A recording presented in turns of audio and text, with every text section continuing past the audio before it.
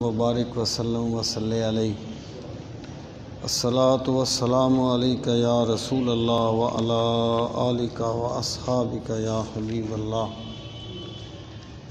الصلاۃ والسلام علیک یا شفیع المذنبین وعلی آلک واصحابک یا رحمۃ للعالمین رب اشرح لی صدری ویسر لی امری واحلل عقدۃ من لسانی یفقہوا قولی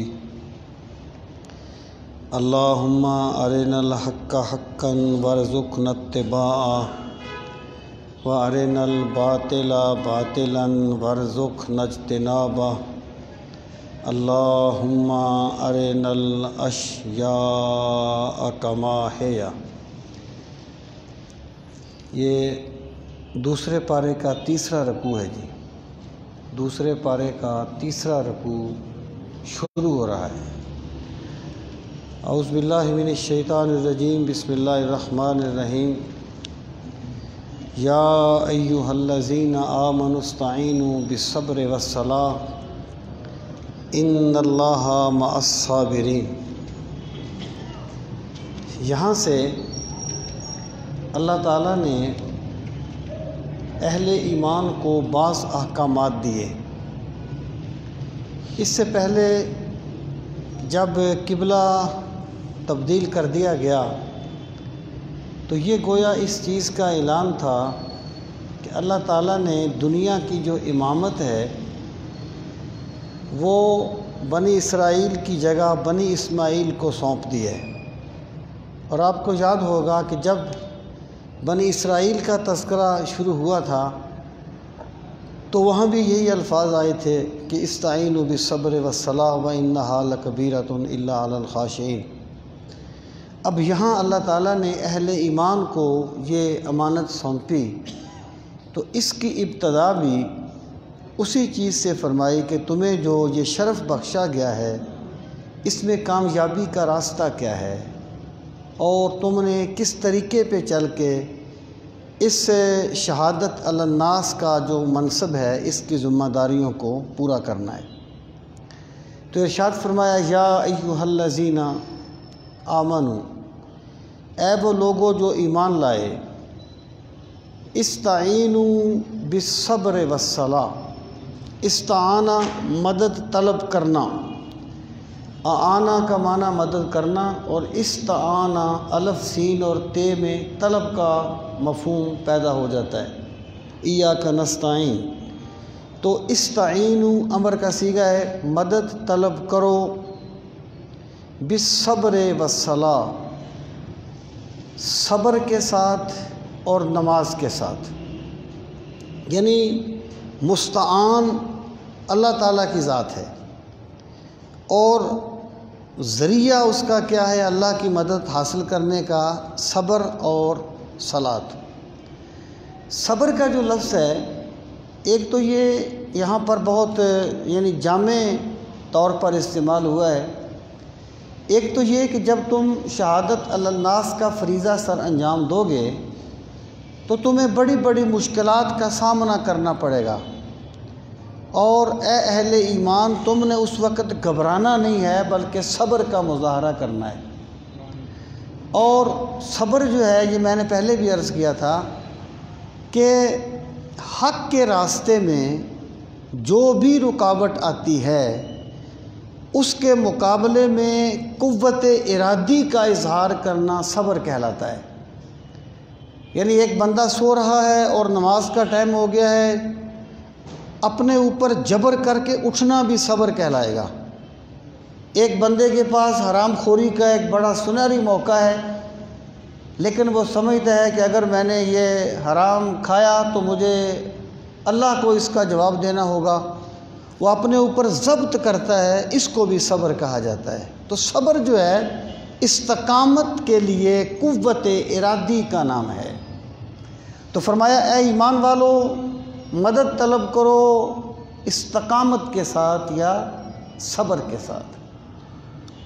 اور دوسری چیز کیا؟ والصلاۃ، اور مدد طلب کرو نماز کے ساتھ۔ نماز سے مراد یہ ہے کہ جب تم نے اپنی طرف سے پوری کوشش کر لی تو سارا اعتماد اپنی کوشش پر نہ کر لینا کہ میں نے یہ کر دیا ہے، میں نے وہ کر دیا ہے۔ تمہیں اپنی طرف سے پوری کوشش کر کے اللہ کی طرف رجوع کرنا ہوگا کہ پروردگار عالم میں نے تیری عطا سے کوشش کر لی، لیکن مجھے کامیابی اس وقت تک نہیں ملے گی جب تک تو میری دستگیری نہیں فرمائے گا۔ یہ ہے استعینوا بالصبر والصلاۃ۔ کوئی بھی بندہ کام کرتا ہے تو پہلی بات تو یہ ہے کہ اسلام کہتا ہے کہ جو تم کر سکتے ہو وہ کرو۔ پہلے اونٹ کا گھٹنا باندھ اور پھر اللہ پہ توکل کر، جو تو کر سکتا ہے وہ کر، لیکن اپنی کوشش کو سب کچھ نہ سمجھ لینا۔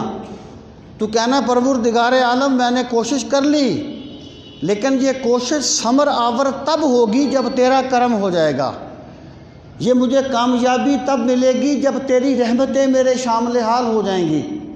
تو ان دونوں چیزوں کو یہاں پر صبر اور صلاۃ سے تعبیر کیا گیا ہے۔ اے ایمان والو، حق پر استقامت کے لیے، شہادت علی الناس کا فریضہ ادا کرنے کے لیے، اللہ کی بندگی کرنے کے لیے، دین کا منصب اس کے تقاضے پورا کرنے کے لیے تم قوت ارادی اور اللہ کی ذات سے مدد مانگا کرو۔ پھر فرمایا ان اللہ مع الصابرین، بے شک اللہ صبر کرنے والوں کے ساتھ ہے۔ دیکھیں، اللہ تعالیٰ کی ایک معیت وہ ہے جو کافر کو بھی حاصل ہے، مسلم کو بھی حاصل ہے۔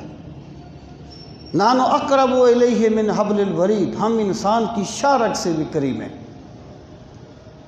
اور جو اللہ پاک نے فرمایا کہ تم جہاں بھی ہو اللہ تمہارے ساتھ ہوتا ہے، یہ جو اللہ کی معیت ہے نا، یہ بندے کے لیے باعث شرف نہیں ہے، یہ بندے کے لیے مقام وعید ہے کہ جو تو لوگوں سے چھپ کے گناہ کرتا ہے اور تیرا یہ خیال ہے کہ میں چھپ گیا ہوں سب سے، مت بھول کہ تیرا خدا تیرے ساتھ ہے، اللہ تیری شارک سے بھی قریب ہے۔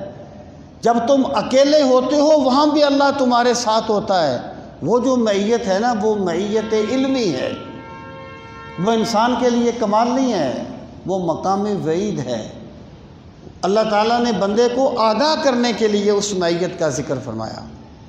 اور دوسری معیت یہ ہے ان اللہ مع الصابرین، اللہ صبر کرنے والوں کے ساتھ ہے۔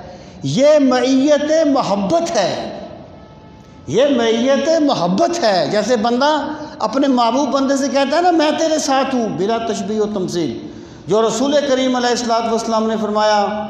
اللہ تعالیٰ فرماتا ہے کہ انا جلیس من ذکرنی، جو بندہ مجھے یاد کرتا ہے میں اس کے پاس بیٹھا ہوا ہوتا ہوں۔ یہ معیت محبت ہے۔ ان اللہ مع الصابرین، جب تم اپنی طرف سے وہ کر لو گے جو تم کر سکتے ہو، اور پھر اپنی ذات کو اپنے رب کے سامنے زیرو کر دو گے۔ دیکھیں، میں توحید کی ضد ہے۔ جب میں آ جاتی ہے نا، میں نے یہ کام کیا، میں نے یہ کام کیا، یہ توحید کی ضد ہے۔ جس بندے کو توحید مل جائے اس کی میں ختم ہو جاتی ہے، اور میں اسی کی ختم ہوتی ہے جس کو توحید مل جاتی ہے۔ ان اللہ مع الصابرین مطلب کیا ہے کہ جب تم نے دونوں کام کر لیے، اپنی طرف سے پوری کوشش کر لی، لفظوں کے ہیر پھیر نہیں کیے، خوش فہمیوں کے محال نہیں بنائے، جو تم کر سکتے ہو کر لیا، لیکن اپنی طاقت کو اللہ کے سامنے بے بس کر دیا کہ مالک میرے انتظامات کچھ نہیں کریں گے اگر تو میری دستگیری نہ کرے۔ جب تم نے یہ کر لیا پھر میں تمہارے ساتھ ہوں گا، پھر میں صبر کرنے والوں کے ساتھ ہوں گا۔ مراد یہ ہے میری نصرت تمہارے شامل حال ہوگی، مجھے تمہیں میرا قرب محبت نصیب ہوگا۔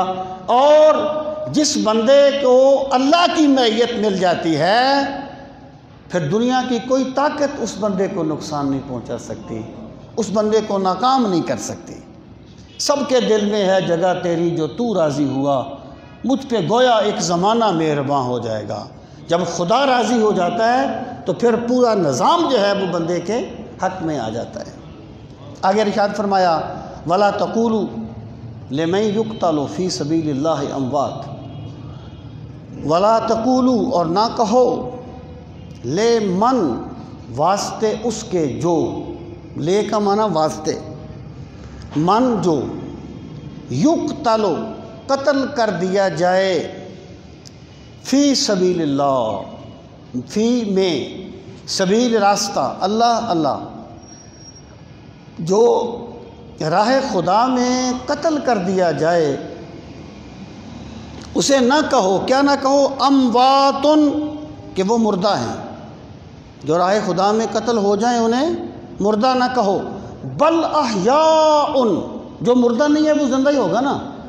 اللہ تعالیٰ نے یہاں تاکید کے طور پہ اس کی حیات کا ذکر بھی کر دیا، بلکہ احیاء، وہ زندہ ہیں، ولیکن لا تشعرون، ولیکن اور لیکن، لا تشعرون، تم شعور نہیں رکھتے۔ جیسے 1 سال کا بچہ کیا جانے زندگی کی لذتیں کیا ہوتی ہیں، 1 سال کا بچہ کیا جانے علم کی چاشنی کیا ہوتی ہے، صحبت یار کی کیفیتیں کیا ہوتی ہیں۔ تو فرمایا جو بندہ میری راہ میں قتل کر دیا جائے انہیں مردہ نہ کہو، وہ زندہ ہیں، لیکن ان کی زندگی اتنی اعلیٰ ہے کہ تم اس کا شعور نہیں کر سکتے۔ اب یہاں پر بہت سی چیزیں ہیں۔ پہلی بات یہ، اس کا ماقبل سے کیا ربط ہے؟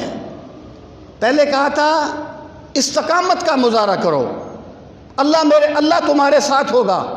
اب یہ بات فرمائی جو بندے حق پہ ڈٹ جاتے ہیں، یہاں تک کہ اپنی جان قربان کر دیتے ہیں، اللہ انہیں حیات ابدی نصیب فرما دیتا ہے۔ فرشتہ موت کا چھوتا ہے گو بدن تیرا، تیرے وجود کے مرکز سے دور رہتا ہے۔ ہو اگر خود نگرو خود دیگرو خود گیر خودی، یہ بھی ممکن ہے کہ تو موت سے بھی مر نہ سکے۔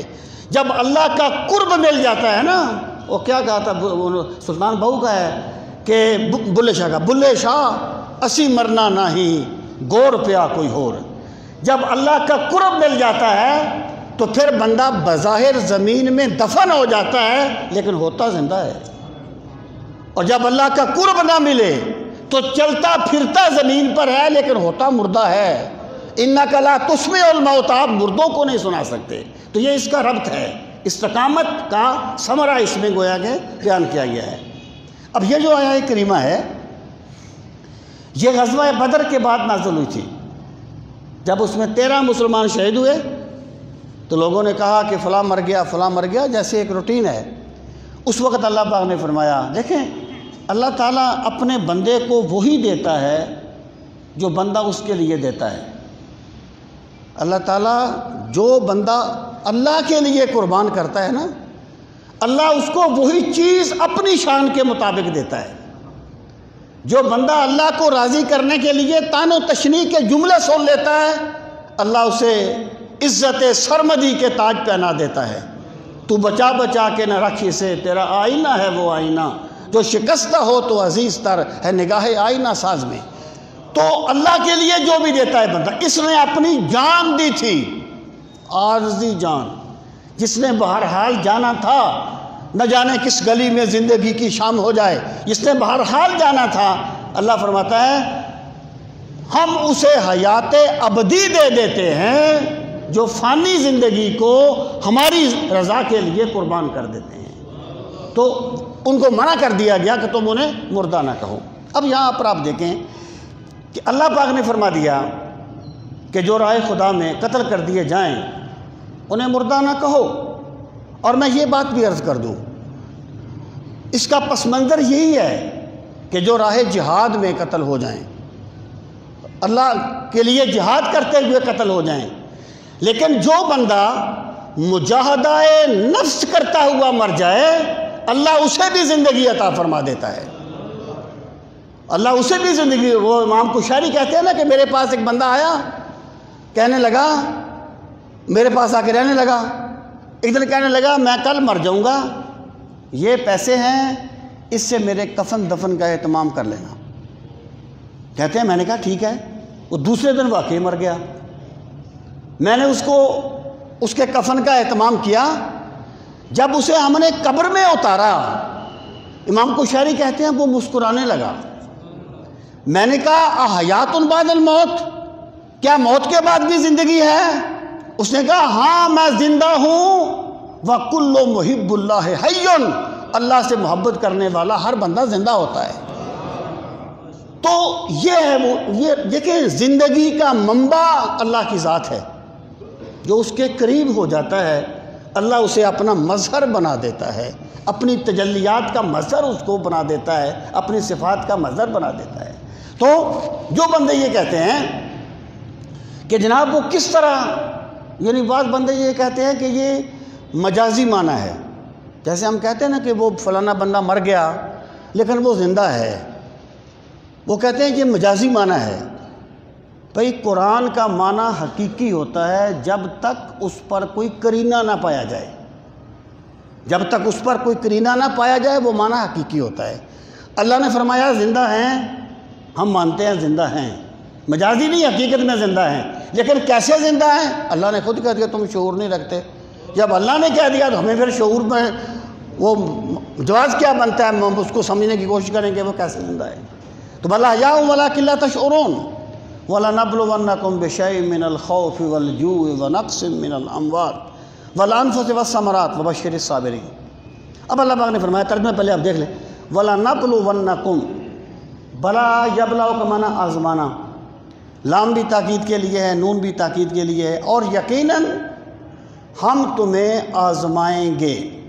وَلَنَبْلُوَنَّكُمْ, اور یقیناً ہم تمہیں آزمائیں گے. بِشَيْءٍ, بے کا معنی ساتھ, شے کا معنی کچھ, من الخوف ڈر سے, والجوع بھوک سے, ونقص من الاموات من الاموال, اور کمی کر کے مالوں سے, والانفس, اور کمی کر کے جانوں سے, والثمرات, اور کچھ کمی کر کے پھلوں سے, یعنی تمہاری رزق سے, تمہارے پھلوں سے, آمدنی سے کچھ کمی کر کے ہم تمہیں آزمائیں گے. مراد یہ ہے کہ اللہ نے تمہیں جو کہا ہے نا کہ صبر اور نماز سے مدد مانگو, حق پر استقامت کا مظاہرہ کرو, تم مظاہرہ کرو یا نہ کرو تمہیں آزمایا ضرور جائے گا.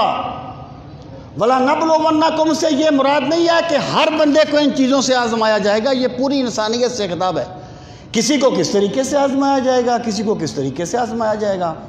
تو اللہ پاک نے فرمایا ہم تمہیں آزمائیں گے بِشَيْءٍ مِّنَ الْخَوْفِ, تھوڑے سے خوف سے. خوف کیا ہوتا ہے کہ مستقبل میں کیا ہوگا, اگر میں نے یہ نہ کیا تو پھر مستقبل کا کیا بنے گا, بچوں کا کیا بنے گا. اقبال نے کہا تھا ہر کے رمز لا الہ فہمیدہ است, خوف را در شرک مضمر دیدہ است. جس بندے نے لا الہ کی رمز کو سمجھ لیا نا, وہ اس بات کو جان گیا کہ ہر خوف کی بنیاد شرک ہے, خوف کی بنیاد شرک ہے, اور توحید امن کا نام ہے. الذین آمنوا ولم یلبسوا ایمانہم بظلم اولئک لہم الامن, جو ایمان لے آئیں اور اسے ملوث نہ کریں ہم انہیں امن عطا کر دیتے ہیں. یہ جو خوف ہے ہم تمہیں آزمائیں گے, ایسے حالات پیدا ہوں گے کہ تم اپنے مستقبل کے بارے میں سوچو گے. آزمائش کیا ہوگی کہ تم اپنے مستقبل کے خوف سے اللہ کی بندگی کرتے ہو یا اللہ کی نافرمانی کرتے ہو. اگر بندے کو یقین ہو کہ میری کاوشیں تو صرف اللہ کا حکم ہے تو میں کر رہا ہوں, اور فائنل اتھارٹی تو اللہ تعالیٰ کی ذات ہے, تو پھر وہ جتنا بھی خوف ہو وہ اللہ کی نافرمانی نہیں کرتا, کیونکہ اسے یقین ہے کہ امن کی طاقت اللہ رب العزت عطا فرما سکتا ہے, میرے اسباب نہیں عطا فرما سکتے. ہم تمہیں آزمائیں گے کچھ خوف سے, والجوع, کچھ بھوک سے. بندے کہتے ہیں نا اگر ہم یہ حرام نہ لیں گے تو پھر ہمارا بنے گا کیا, ہمارا تو گزارا بھی نہیں ہوگا. ہمارا تو گزارا بھی نہیں ہوگا۔ یعنی یہ جو موقع ہوتا ہے نا زندگی میں، جو بندے کو موقع ملتا ہے حرام یا حلال کا، اچھائی یا برائی کا، سچ یا جھوٹ کا، تمام مواقع دراصل اللہ کی طرف سے امتحان کے پرچے ہوتے ہیں۔ اللہ بندے کو آزماتا ہے کہ وہ کیا کرتا ہے۔ ہم تمہیں آزمائیں گے کچھ بھوک سے، وَنَقْصٍ مِّنَ الْأَمْوَالِ، کچھ مالوں میں کمی کر کے، وَالْأَنفُسِ، کبھی تمہاری جانوں میں کمی کر کے، وَالثَّمَرَاتِ، کبھی تمہارے پھلوں میں کمی کر کے، ہم تمہیں آزمائیں گے۔ وَبَشِّرِ الصَّابِرِينَ، اے میرے پیغمبر صلی اللہ علیہ وسلم، اور خوشخبری دیجئے ان بندوں کو جو صبر کرنے والے ہیں، یعنی جنہوں نے حق پر استقامت دکھائی، انہیں بشارت دے دیں کہ تمہارا خدا تم سے راضی ہو گیا ہے، تم نے اللہ کی رضا کی نعمت کو پا لیا ہے۔ اور جو اس میں ناکام ہو گئے، جنہوں نے صبر نہیں کیا، وہ گناہ کے راستے پر چل پڑے۔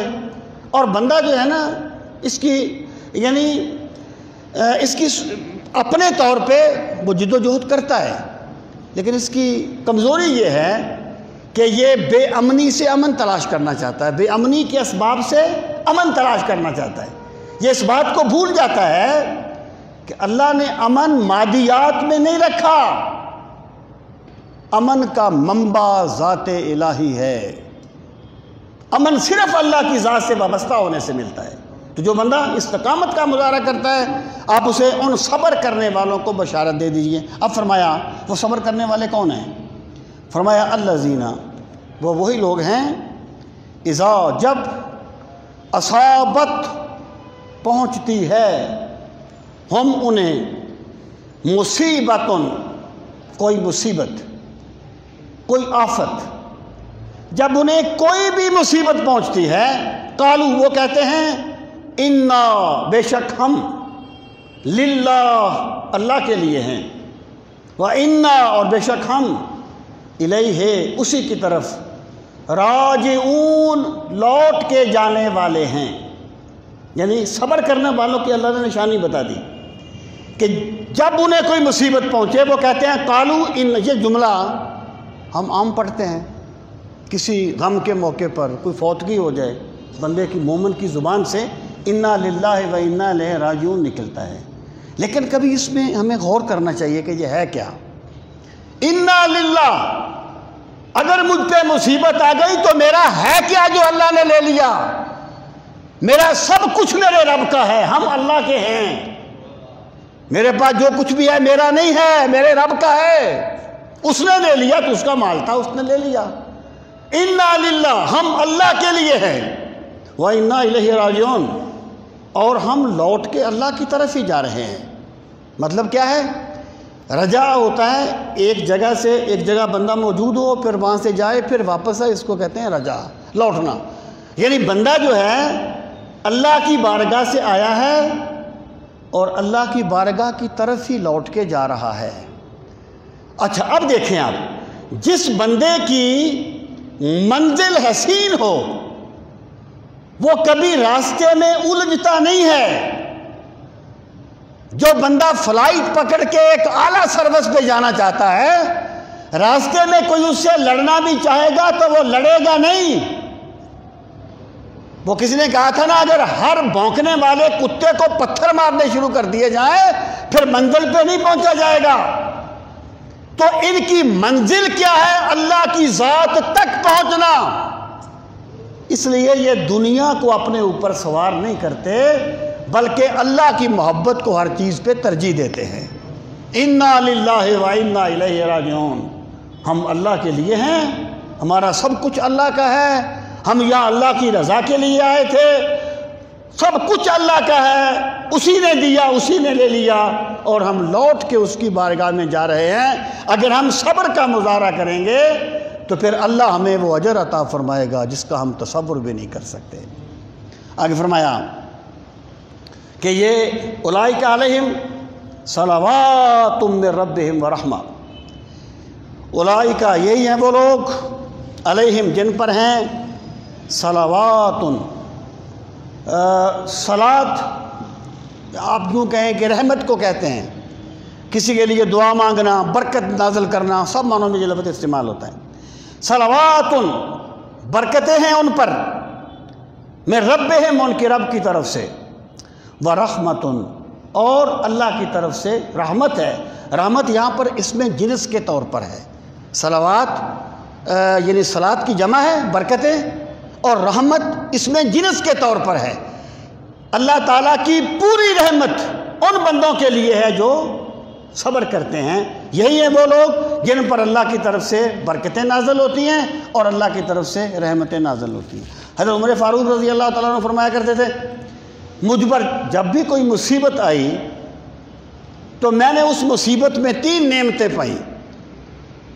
پہلی یہ کہ مجھ پر جو بھی مصیبت آئی وہ میرے بدن کی مصیبت تھی، میرے ایمان کی مصیبت نہیں تھی۔ اس کا تعلق میرے بدن کے ساتھ تھا، میری مادیات کے ساتھ تھا، میرے ایمان کے ساتھ نہیں تھا۔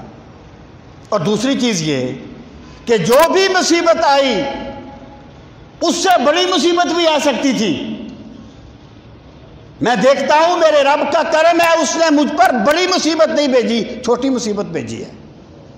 اور تیسری بات یہ کہ مجھ پر جو بھی مصیبت آئی میرے رب نے اس کے بدلے میں مجھ پہ اپنی رحمتوں کا نزول کیا۔ اور پھر وہ یہ آیت پڑھتے تھے، اولئک علیہم صلوات من ربہم ورحمہ، یہی ہیں وہ لوگ جن پر ان کے رب کی طرف سے برکتیں ہیں اور رحمت ہے۔ وَأُولَئِكَ هُمُ الْمُهْتَدُونَ، اور یہی ہیں وہ لوگ جو ہدایت یافتہ ہیں۔ کوئی بندہ بھی اپنے آپ کو نہیں کہتا کہ میں بھٹک گیا ہوں، کوئی بندہ اپنے ایک ڈاکو بھی اپنے ڈاکے کو غلط نہیں کہتا، وہ بھی تعویلیں کر کے آپ کو ثابت کرے گا کہ میں ڈاکہ مارتا ہوں اور بالکل صحیح کرتا ہوں۔ کوئی چور غلط نہیں کہے گا اپنے آپ کو۔ لیکن ہدایت یافتہ وہ نہیں ہوتا جو اپنی تعویلیں گھڑتا رہے۔ ہدایت یافتہ وہ ہوتا ہے جس کے بارے میں میرا رب فرما دے کہ یہ ہدایت پانے والا ہے۔ وہ کون لوگ ہیں کہ جب ان پہ مصیبتیں آتی ہیں، مشکلات آتی ہیں اور دین کے لیے مشکلات آتی ہیں، وہ گھبرا نہیں جاتے بلکہ استقامت کا مظاہرہ کرتے ہیں، تو انہی لوگوں پر اللہ اپنی رحمتیں اور برکتیں نازل فرماتا ہے۔ ان الصفا والمروہ من شعائر اللہ فمن حج البیت او اعتمر فلا جناح علیہ ان یطوف بہما ومن تطوع خیرا فإن اللہ شاکر علیم۔ اب اللہ تعالیٰ نے صبر کرنے والوں کو اللہ جس طرح نوازتا ہے اس کی ایک مثال بیان فرمائی۔ ترجمہ دیکھ لیں، ان الصفا، بے شک صفا، والمروہ، اور مروہ پہاڑیاں ہیں۔ مکہ مکرمہ میں جب بندہ نکلتا ہے طواف مکمل کر کے تو دائیں طرف صفا اور بائیں طرف مروہ۔ ان الصفا والمروہ، بے شک صفا اور مروہ، من شعائر اللہ، اللہ کی نشانیوں میں سے ہیں۔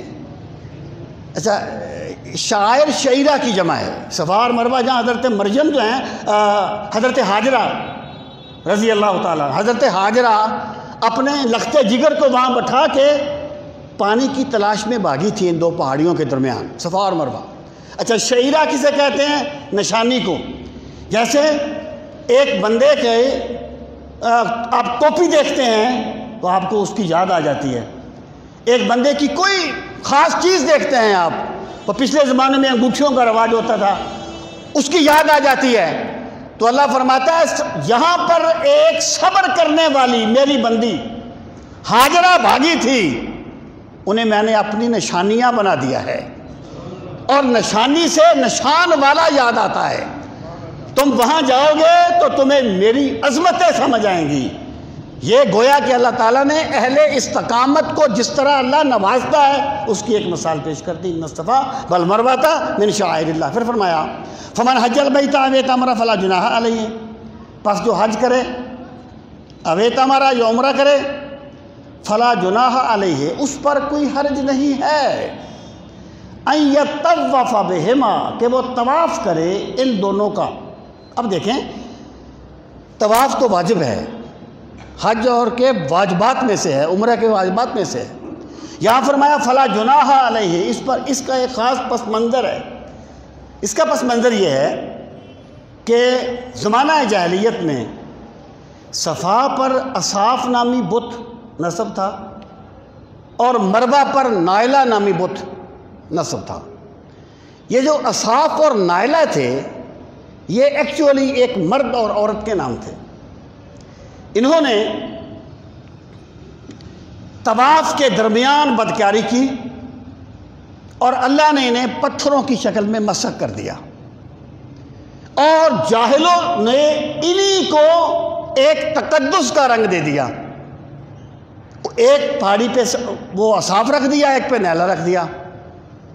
وہ جو پتھر بن گئے تھے ان کے وہ بت بنا کے یعنی وہاں پر رکھ دیے۔ اب صفا پہ جاتے تو اس کو مس کرتے، مروہ پہ جاتے تو اس کو مس کرتے۔ اب مسلمانوں نے سوچا کہ صفا اور مروہ پر تو مشرکین اس طریقے سے بھاگتے ہیں، تو ہم کیسے بھاگیں؟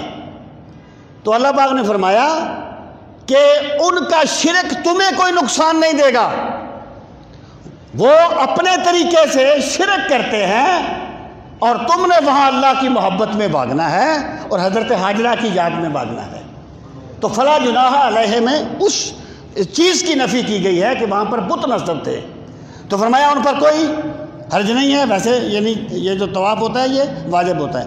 وَمَن تَطَوَّعَ خَيْرًا، اور جو بندہ نفلی کرے بھلائی، یعنی اس نے فرضی حج تو کر لیا ہے پھر وہ بعد میں حج کرے، یا اس نے جو اس پر واجب تھا طواف وہ تو کر لیا ہے ویسے بھی طواف کرے، جو واجب تھی صحیح وہ تو کر لی ہے ویسے بھی صحیح کر لے۔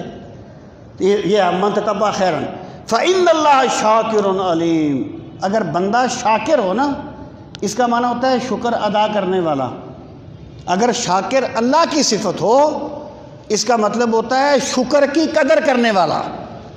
فإن اللہ شاکر، تو اللہ بڑا قدردان ہے، علیم، اور اللہ تمہاری ہر نیکی کو خوب جاننے والا ہے کہ تم کیا نیکی کر رہے ہو۔ ان الذین یکتمون، اب بتایا کہ جن لوگوں نے صبر نہیں کیا وہ کتنے بگڑ گئے، وہ کیا بن گئے اور کیا ان کا انجام ہوا۔ آیات یہود و نصارہ کے حق میں ہیں۔ ان الذین، بے شک جو لوگ یکتمون چھپاتے ہیں، کیا چیز؟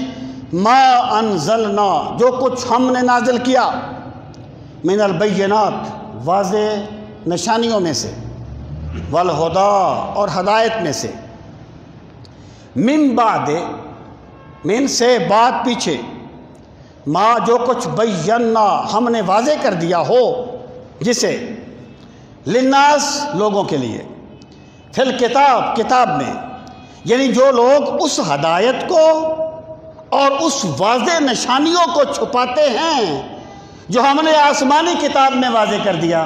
کیا کہ اللہ تعالیٰ نے رسول کریم صلی اللہ تعالیٰ علیہ وآلہ وسلم کی بعثت کا جو ذکر کیا تھا، آپ کی جو نشانیاں بیان کی تھیں، انہوں نے اس کو چھپا دیا تھا۔ مثلا تورات میں مکہ کا ذکر تھا، اس کو بکہ کر دیا انہوں نے، اور ایک کو وادی بکا کر دیا، یعنی لفظوں کو بدل دیا۔ یعنی انہیں اپنے مفاد اتنے محبوب تھے کہ انہوں نے حق کو ماننے کی بجائے حق کو چھپا دیا اور مسخ کرنے کی کوشش کی۔ یعنی انہوں نے استقامت کا مظاہرہ نہیں کیا، صبر کا مظاہرہ نہیں کیا حق کے لیے۔ اللہ پاک فرماتا ہے ان لوگوں کا انجام کیا ہوا؟ اولئک، یہی ہیں وہ لوگ، یلعنہم اللہ، لعن یلعن، لعنت بھیجنا، یلعن لعنت بھیجتا ہے، ہم ان پر، اللہ اللہ تعالیٰ، و یلعن، اور لعنت بھیجتے ہیں، ہم ان پر، اللائنون، لعنت بھیجنے والے، فرشتے بھی، نیک انسان بھی، سب کچھ ان پہ لعنت بھیجتے ہیں۔ اس کا مطلب یہ ہو گیا کہ اے یہود و نصارہ، تم یہ مت کہو کہ تمہارا تعلق بڑے اعلیٰ خاندان سے ہے اور تم حاملین کتاب ہو۔ اللہ کے ہاں جو عظمتیں ملتی ہیں وہ استقامت سے ملتی ہیں، حق پر ڈٹ جانے سے ملتی ہیں، کیونکہ تم ڈٹے نہیں ہو، تم نے اپنے مفادات کے لیے حق کو چھپا دیا ہے، اس لیے تمہارا کوئی خاندان تمہیں معزز نہیں کر سکتا۔ تمہارا کوئی علم تمہیں معزز نہیں کر سکتا، تم پر اللہ کی بھی لعنت ہے اور تمام لعنت کرنے والوں کی لعنت ہے۔ جیسا کہ سرکار نے فرمایا تھا، جس بندے کو اس کا عمل پیچھے کر دے اسے اس کا نسب آگے نہیں کر سکتا۔ نسب عزت کی چیز ہے بشرطے کہ ایمان پایا جائے۔ اگر ایمان نہ ہو تو ماذ نسب کچھ نہیں کرتا۔ اللہ نے فرمایا ان پر لعنت ہے۔ اب اللہ تعالیٰ نے فرمایا الا الذین تابوا، اے یہود و نصارہ تمہیں اب اللہ نے ایک اور توبہ کا موقع دیا ہے۔ نبی رحمت تم میں تشریف لے آئے ہیں، اگر تم اس ڈگر سے نہ مڑے تم پر لعنت ہوگی۔ الا الذین تابوا، مگر وہ لوگ جنہوں نے توبہ کی، یعنی ہٹ کر اللہ کی طرف آ گئے، اور پھر کیا؟ وَأَصْلَحُوا، اور اپنی اصلاح کر لی۔ یہ دوسری شرط ہے۔ یعنی صرف میں کہا کرتا ہوں کہ توبہ جو ہے نا یہ کوئی گردان نہیں ہے، بندہ یہ کہے میں توبہ کرتا ہوں، میں توبہ کرتا ہوں، میں توبہ کرتا ہوں، اور وہی کرے جو کرتا رہتا ہے، اس کو توبہ نہیں کہتے۔ توبہ کا پہلا قدم ہے احساس گناہ، بندہ مان لے اپنے جرم کو۔ دوسرا ہے ندامت، شرمندہ ہو جائے کہ میں نے غلط کیا۔ تیسرا ہے فوری طور پہ گناہ کو ترک کر دینا، اور چوتھا ہے حسب استطاعت تلافی مافات کرنا، جو کچھ ممکن ہے اس کا تلافی کرنا وہ کرے۔ اس کو توبہ کہا جاتا ہے۔ جب بندہ اس طرح توبہ کرتا ہے تو پھر میرے رب کی رحمتیں دوڑ کے اس کا استقبال کرتی ہیں۔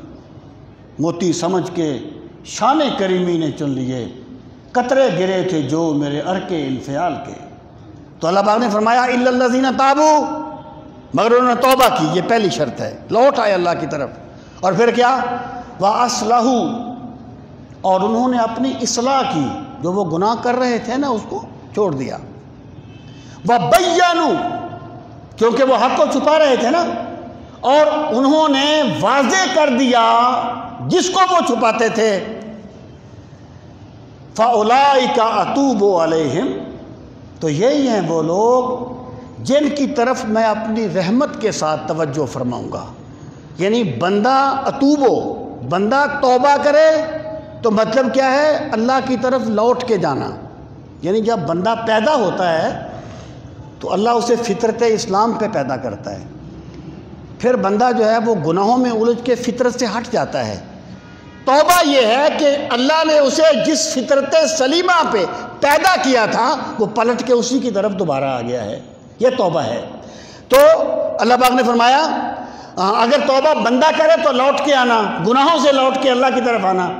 اگر توبہ کا فاعل اللہ کی ذات ہو، اس کا مطلب ہے رحمت کے ساتھ بندوں کی طرف توجہ فرمانا۔ فَأُولَٰئِكَ، پس یہی ہیں وہ لوگ، اتوب علیہم، میں جن پر اپنی رحمت کے ساتھ رجوع کرتا ہوں۔ وَأَنَا التَّوَّابُ الرَّحِيمُ، اور میں ہوں بہت زیادہ توبہ کو قبول کرنے والا اور بہت زیادہ رحم فرمانے والا۔ اللہ اپنے بندے کی توبہ، سرکار نے فرمایا، اس وقت تک قبول کرتا ہے جب تک اس کی موت کا وقت نہیں آ جاتا اور غیب کے پردے نہیں ہو جاتے۔ اس وقت تک بندہ جب بھی توبہ کرے اللہ اپنے بندے کی توبہ کو قبول کرتا ہے، اور اللہ فرماتا ہے میں رحم کرنے والا ہوں۔ اس کے مقابلے میں جس کو مزادہ کہتے ہیں علم تفسیر میں، ان الذین کفروا، بے شک وہ لوگ جنہوں نے کفر کیا، وماتوا، اور وہ مر گئے، وہم کفار، اس حالت میں کہ وہ کافر تھے۔ اولئک، یہی ہیں وہ لوگ، علیہم، جن پر لعنت اللہ، اللہ کی لعنت ہے، والملائکہ، اور فرشتوں کی لعنت ہے، والناس اجمعین، اور تمام لوگوں کی لعنت ہے۔ جو توبہ نہیں کریں گے تو وہ ملعون ٹھہریں گے، خالدین فیہا، ہمیشہ رہیں گے اس میں۔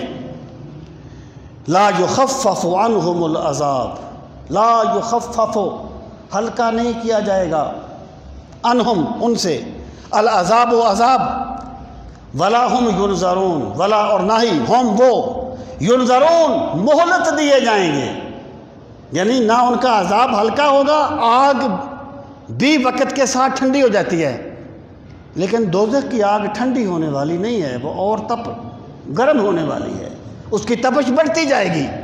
تو اللہ پاک فرمایا نہ ان کا عذاب کم ہوگا اور نہ انہیں مہلت دی جائے گی کہ وہ کہیں ہمیں تھوڑا سا مہلت دے دیں، عذاب تھوڑے وقت کے لیے کم کر دے میرے مالک، دوبارہ پھر عذاب شروع ہو جائے۔ نہیں، انہیں نہ مہلت دی جائے گی نہ ان کا عذاب کم ہوگا۔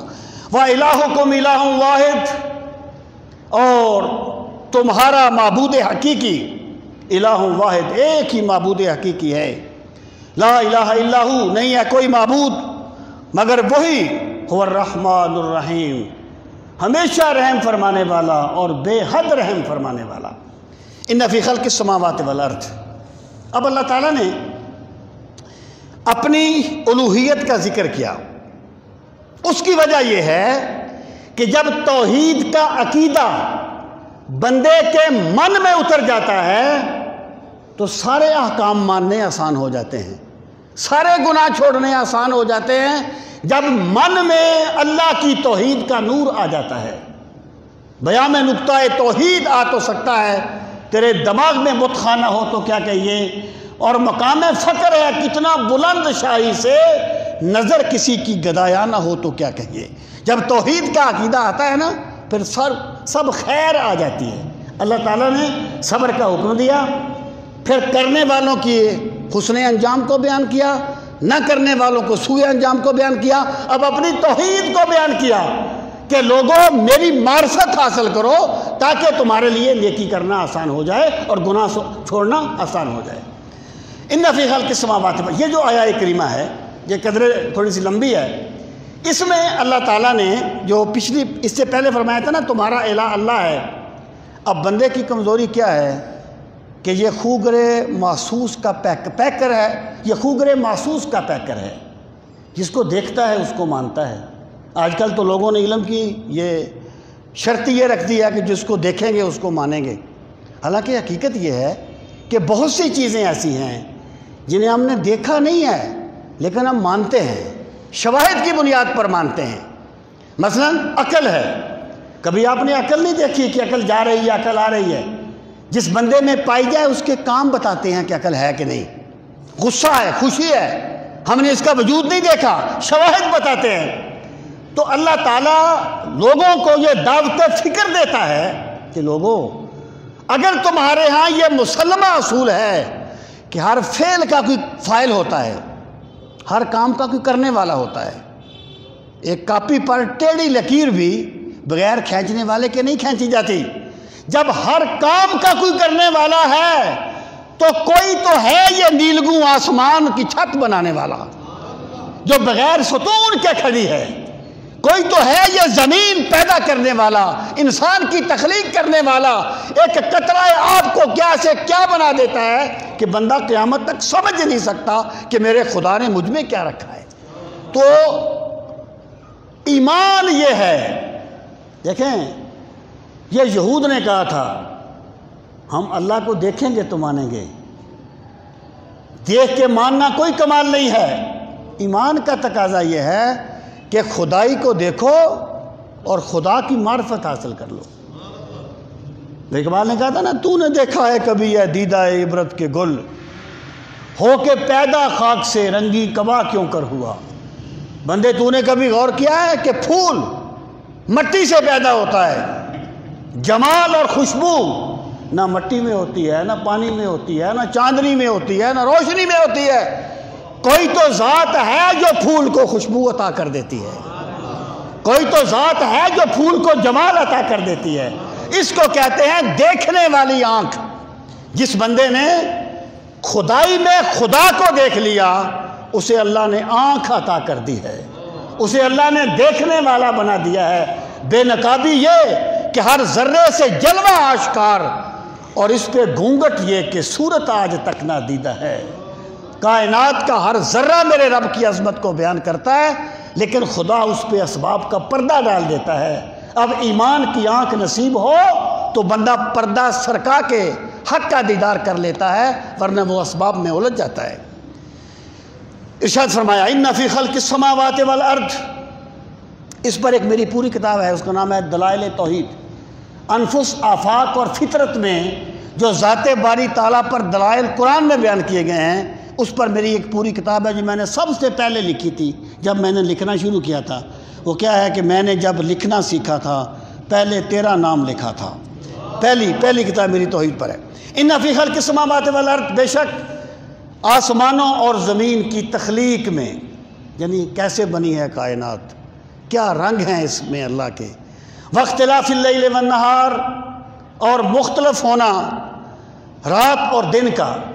ایک یعنی آج اگر 3 مارچ ہے اور فرض کریں سورج 6:05:10 پہ طلوع ہوا ہے، میں مثال دے رہا ہوں، تو آج سے ہزاروں سالوں کے بعد بھی جب 3 مارچ آئے گا تو سورج 6:05:10 پر ہی طلوع ہوگا۔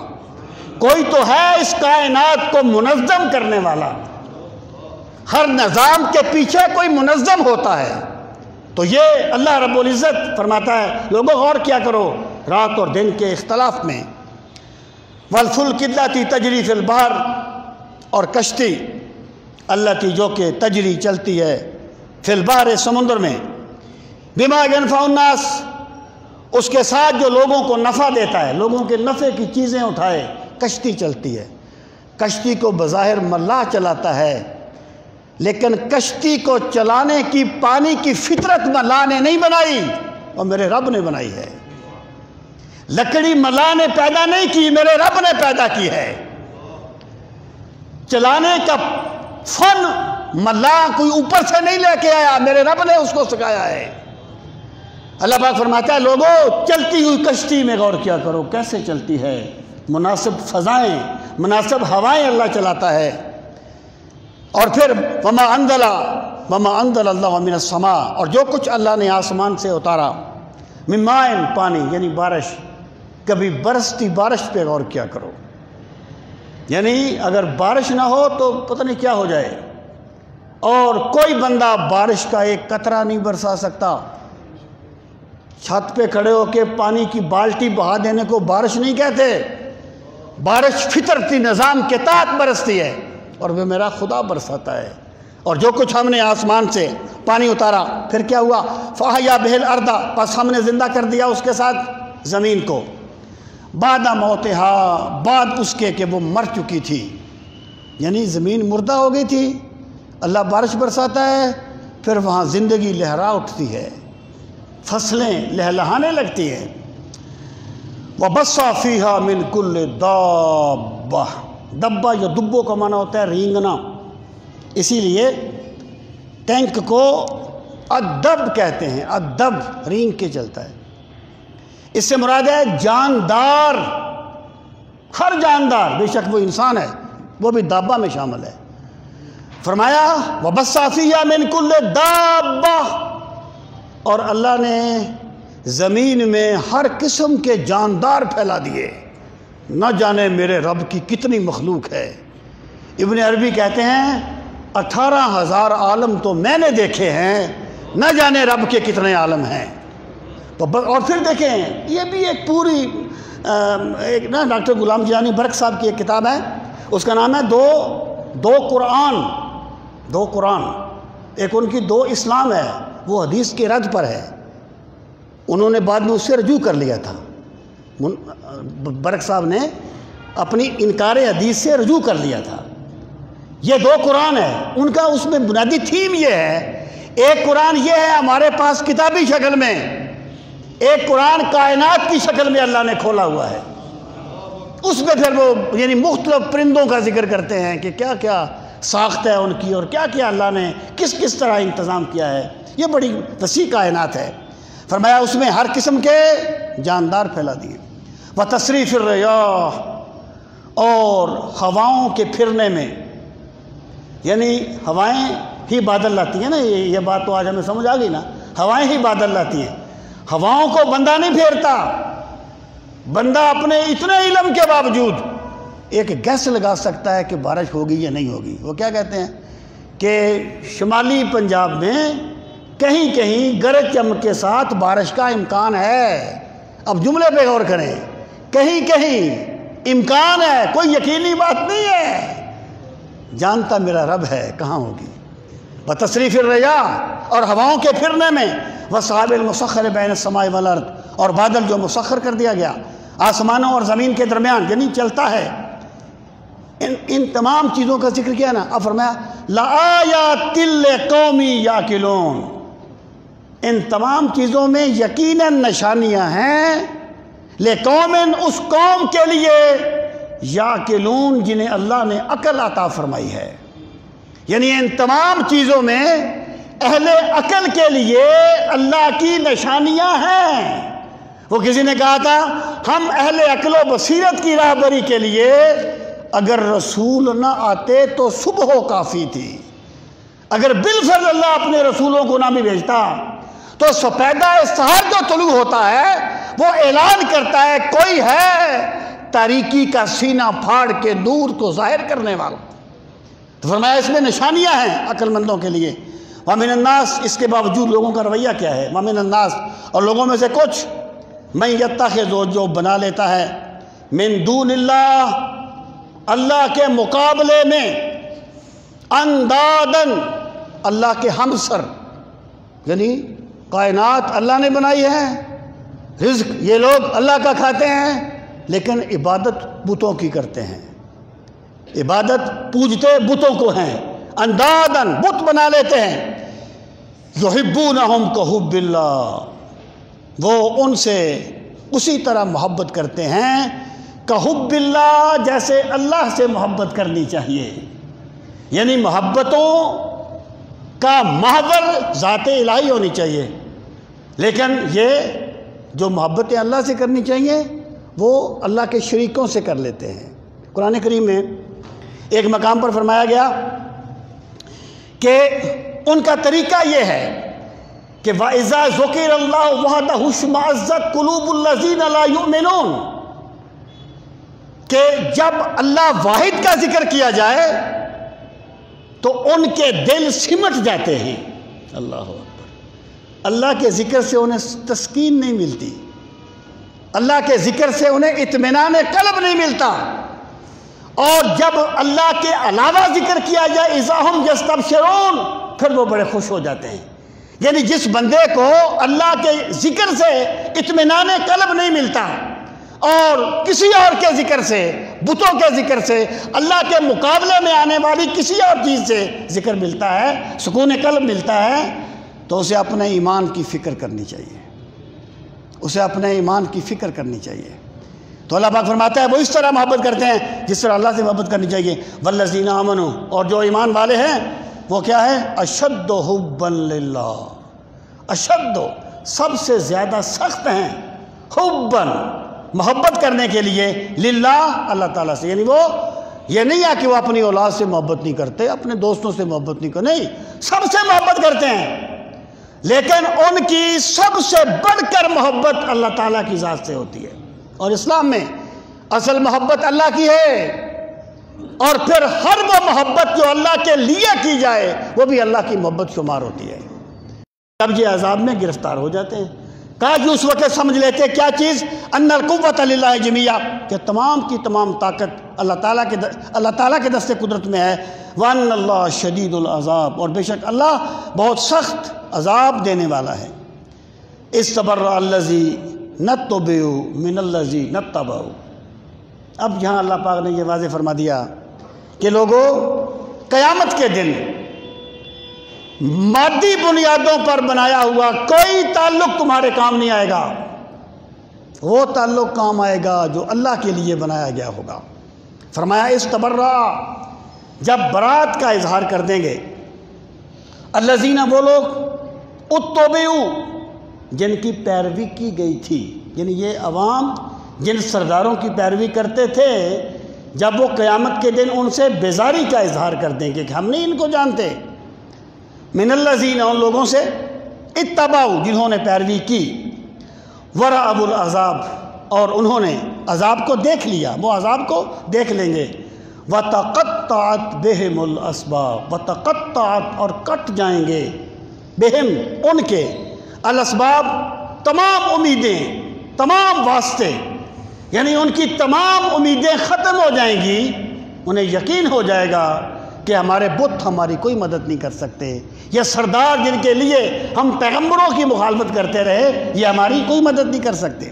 وقال الذین، اور کہیں گے وہ لوگ، اتبعوا جنہوں نے پیروی کی، لو ان لنا کرۃ، کرہ ہوتا ہے لوٹنا، کرہ یکر لوٹنا، اس سے کرار ہے، حیدر کرار، پلٹ پلٹ کے حملے کرنے والا، اگر ہمارے لیے لوٹنا ہوتا، فنتبرأ منہم، پس یقیناً ہم بری و ذمہ ہو جاتے، منہم ان سے، کما تبرأوا منا، جس طریقے سے یہ بیزار ہو گئے منا ہم سے۔